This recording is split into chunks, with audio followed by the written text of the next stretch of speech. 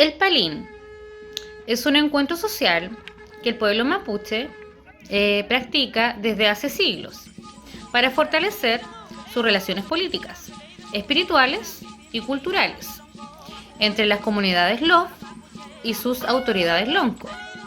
En él se comparte el juego, los alimentos y la conversación. La palabra proviene de la bola en la que se practica el mapudungún. Pali es todo objeto redondo que crece de forma natural en los árboles o que se elabora manualmente.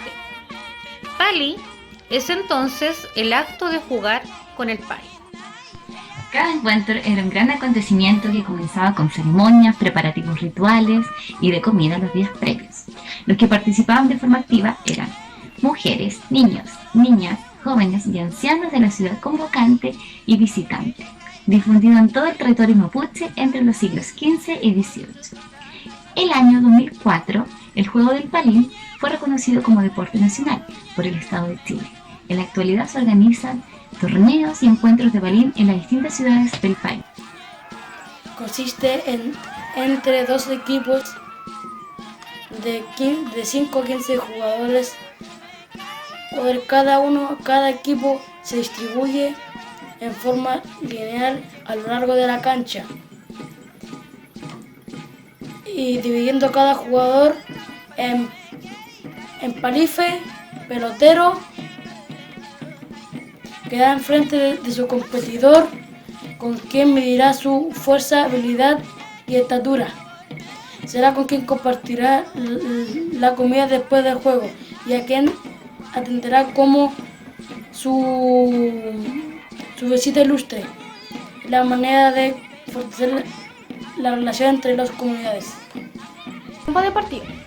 Es una cancha rectangular paligüe de aproximadamente 200 de largo por 12 metros de ancho, en el cual hay un agujero en el centro del campo donde se coloca la bola antes de iniciar el partido. Implementos de juego. Los jugadores se disputan a una bola llamada pali o fungur, hecha de madera o de cuero con centro de lana, bien apretada. Se utilizan unos bastones conocidos como huiño, de madera nativa con curvatura natural. Puede ser de bordo, avellano o medio. La finalidad de este juego es llevar la pelota usando los bastones hacia una meta llamada tripalway o salida, que está simbolizada por la línea de fondo del equipo rival obteniendo un punto o tripal.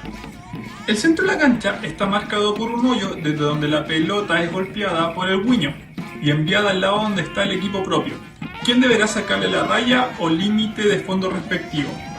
Las maniobras consistían en golpear la bola a ras de suelo o en altura, el cual consistía en ir dominando la bola en el aire sin dejarla caer hasta pasarla a otro jugador. Las funciones de los jugadores. Cada jugador tiene una función específica. En el juego, según la posición el jugador que dirige el equipo era conocido como Diñilfe y cumple la función similar a un capitán en un equipo de fútbol. Las puntuaciones.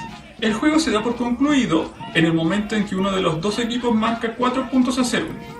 Un punto marcado se anula si el equipo rival marca uno a continuación del otro.